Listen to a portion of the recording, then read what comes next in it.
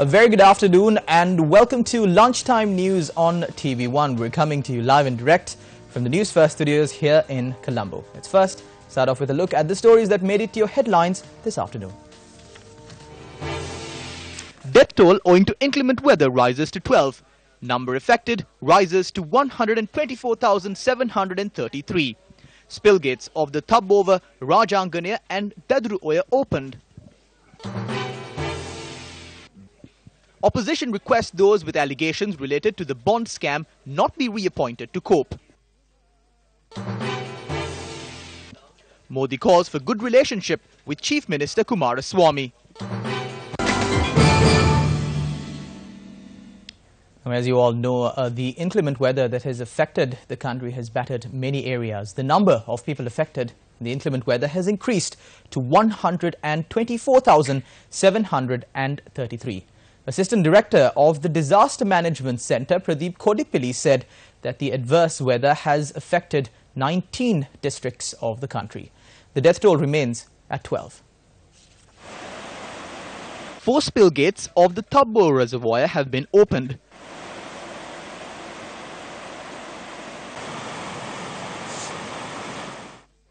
The Disaster Management Centre requests residents of low-lying areas to remain vigilant. A number of areas in Gaul are still inundated following heavy rains last night.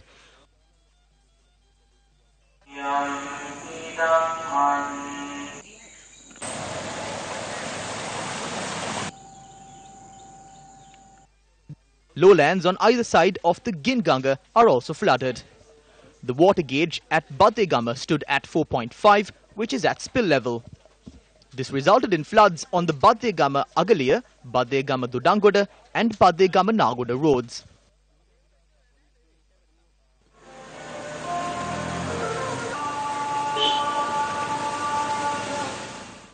Low-lying areas including Kolonnava, Vellampitia, Vilevata and Kalani Nadi Gama in the Kotuvita Grama Niladari divisions were flooded following heavy rains last night. Intermittent rains in the Mathura district have left lowlands in the area inundated. Areas under the purview of the Akurasa Divisional Secretariat are still inundated after heavy rains battered Pitabeddara, Deniyaya and Moravaka last night.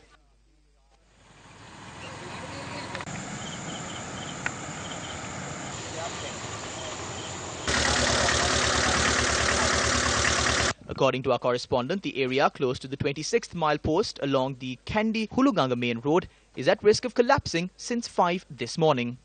Rocks situated about 150 feet above have been falling across the side of the road. Our correspondent added that the road has been completely closed down as a result. The road is being cleared by the Road Development Authority, the Panaville Police and the general public.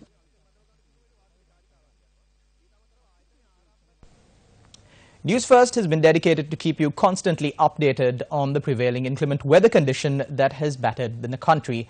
We're now joining Chaturanga Hapuarachi at the News First Weather Centre for a more comprehensive update on the weather situation. Chaturanga, over to you.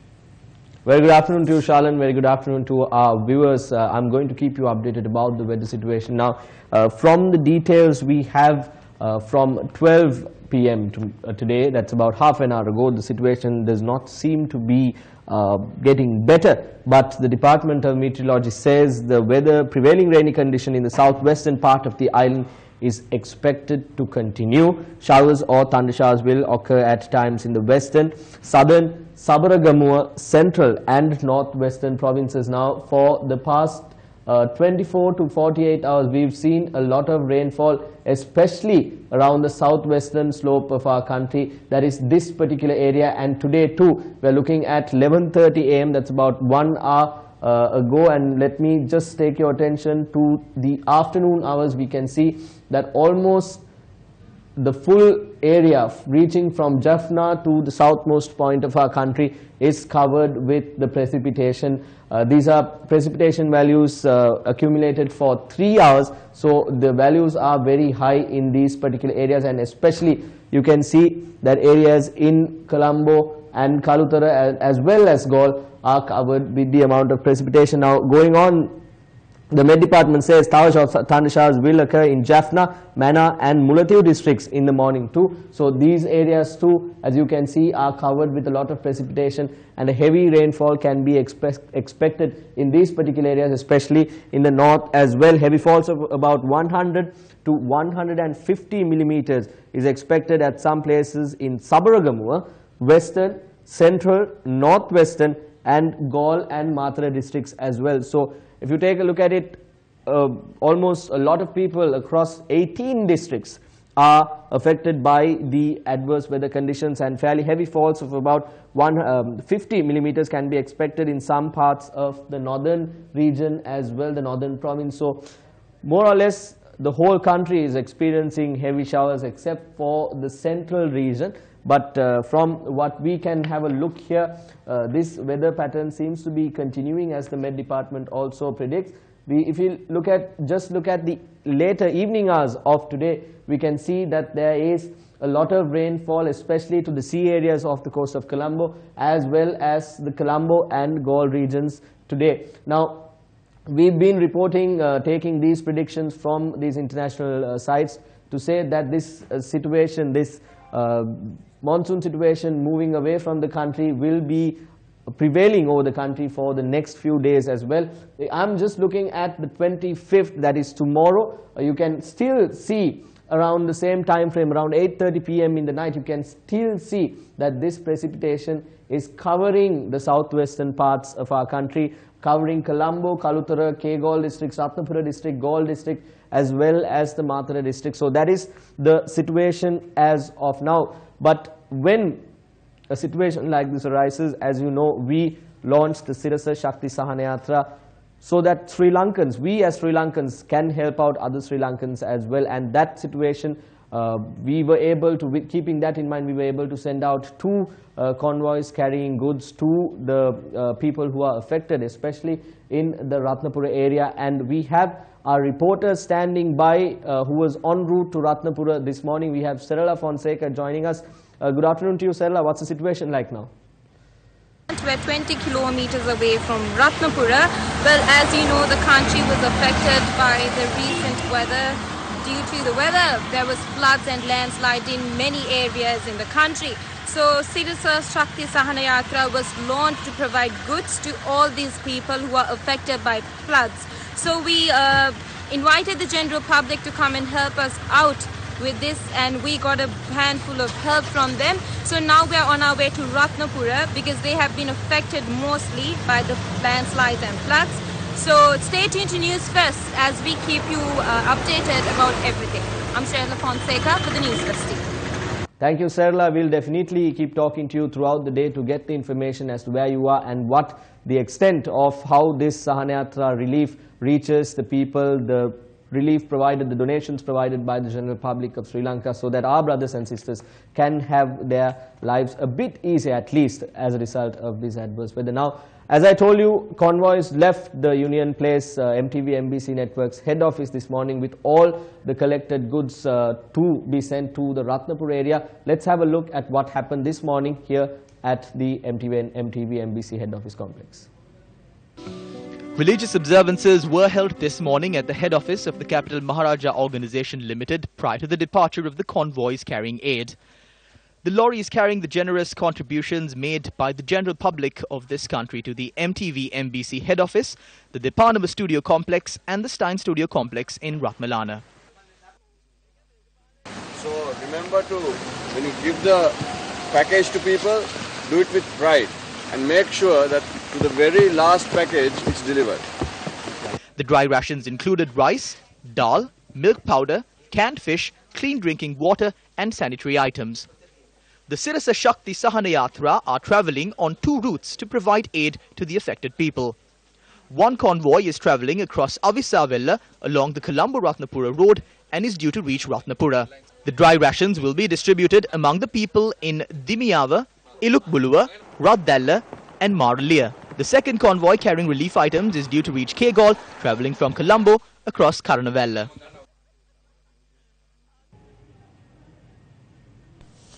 Shalan, that's all we have in terms of the weather and in terms of how the Sirasa Shakti Sahana Yatra program is happening. carrying relief to the people who are affected. But before I hand it over to you again, a small reminder, actually an appreciation and a thank you for everyone who became a part of the Sirasa Sahana Yatra program. Because of you, your donations, it does make a difference, and once it reaches these people, you will understand how important it is for them to receive what you have given. So thank you very much to our general public who've been a part of the Sirasa Sakti Sahana Yatra program. It's back to Shalan from the main news desk. Thank you very much, Chaturanga, and we urge our viewers to stay tuned to News First as we continue to bring you the latest from the inclement weather that has affected the country. Moving on down more local news. A person who was carrying gold biscuits brought into the country illegally from England was arrested at the Bandaranaike International Airport today. The gold biscuits that were seized are worth 1.4 million rupees. The arrested suspect is a Sri Lankan national who was residing in England. He was arrested while he was trying to smuggle in the gold concealed in his shoes and his luggage.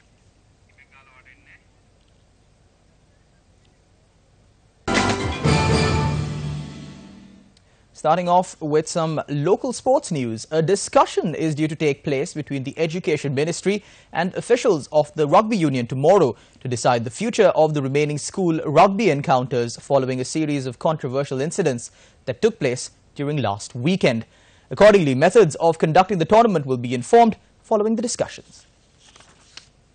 An official press release by the Minister of Sports, Local Government and Provincial Councils, Minister Faiza Mustafa, notes measures need to be taken considering the protection of the spectators, players and referees following a series of events relating to several incidents on unruly behaviour. It further notes a decision was made to refrain from deploying referees following a discussion between the Sri Lanka Schools Rugby Football Association and the Referees Association.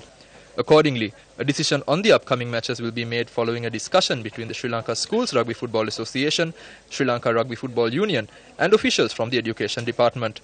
4 matches held during the last week were interrupted due to unruly spectator behaviour. An incident was reported at the match played between Royal College Colombo and Wesley College. Another incident was reported in an encounter between Vidyartha College Kandy and Dharmaraja College Kandy. In 2 other matches, tense situations erupted in the stands following the final whistle in matches played between Malayadeva College and St. Thomas's College and DS Senanayaka College and Science College.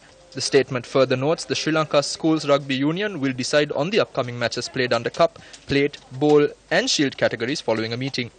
The matches scheduled to be played between Royal and Disipatana College and the match between St. Peter's College, Bambalapitiya and St. Joseph's College will be considered important encounters to decide the fate of the title. Royal College, competing under the trophy category, has won all 7 of their matches, while St. Peter's College has also won 7 matches and stands second in the standings. They are closely followed by St. Joseph's College, Colombo. And with that, we wrap up lunchtime news on TV1 for today. To follow details of these stories and more, you can log on to our website www.newsfirst.ok. I'm Charlotte Benedict for the News First team. Your latest news update will come your way at 1:55. Good day.